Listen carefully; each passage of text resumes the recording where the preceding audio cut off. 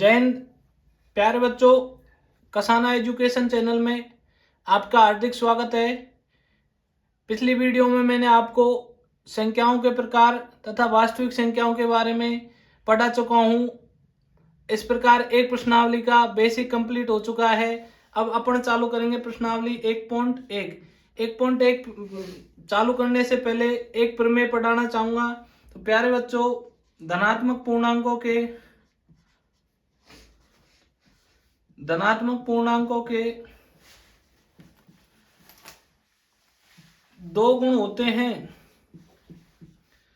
धनात्मक पूर्णांकों के कितने गुण होते हैं? दो। प्यारे बच्चों, मैंने आपको पूर्णांक संख्या पढ़ाई थी, उस समय पढ़ाया था पूर्णांक दो प्रकार के होते हैं, धनात्मक पूर्णांक और ऋणात्मक पूर्णांक। तो इस प्रकार प्यारे बच्चों, धनात्मक पूर्णांकों के दो गुण होते हैं। पहला गुण है यूक्लिड विभाजन प्रमेय का। पहला गुण है यूक्लिड विभाजन प्रमेय का और दूसरा है अंकगणित की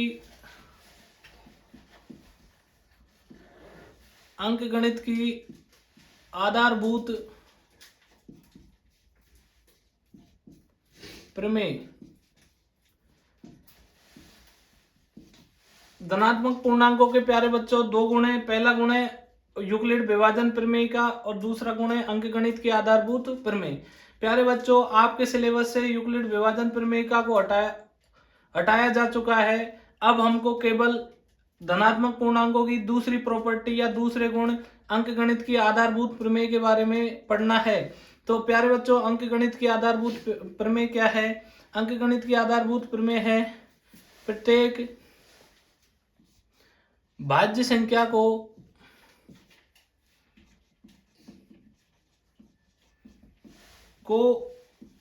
अभाज्य संख्या के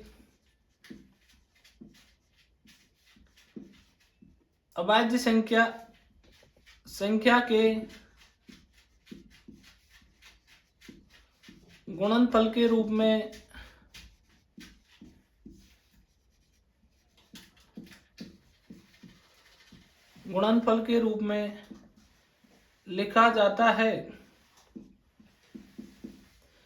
प्यारे बच्चों, अंकगणित की आधारभूत प्रमेय क्या है?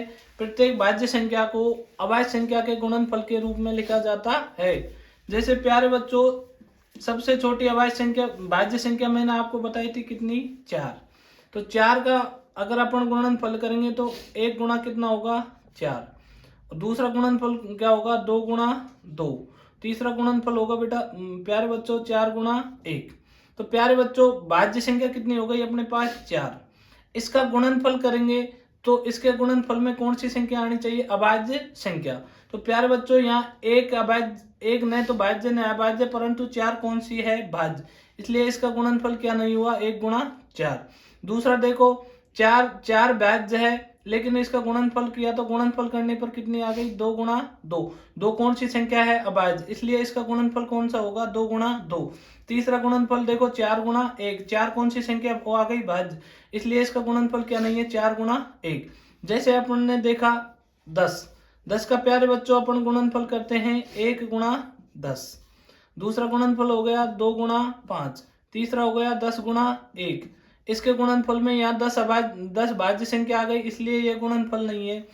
दूसरे गुणनफल में 2 गुणा 5 आ गया, 2 भी अभाज्य और 5 भी अभाज्य, इसलिए यह गुणनफल है।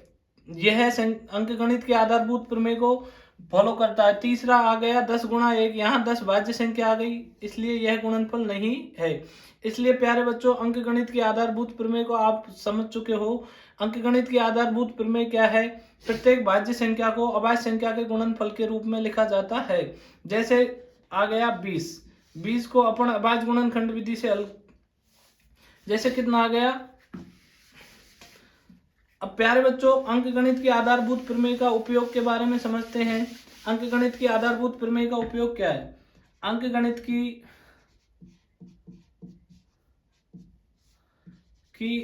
आधारभूत प्रमेय का उपयोग,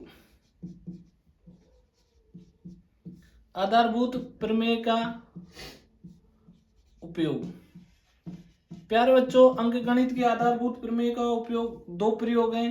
पहला प्रयोग है दी गई संख्याओं को अभाज्य गुणनखंड के रूप में लिखना।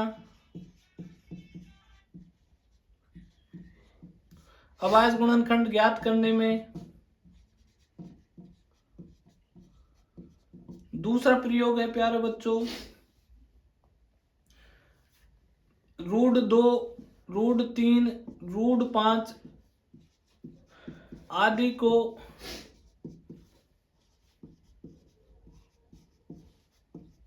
अपरिमेय सिद्ध करने में।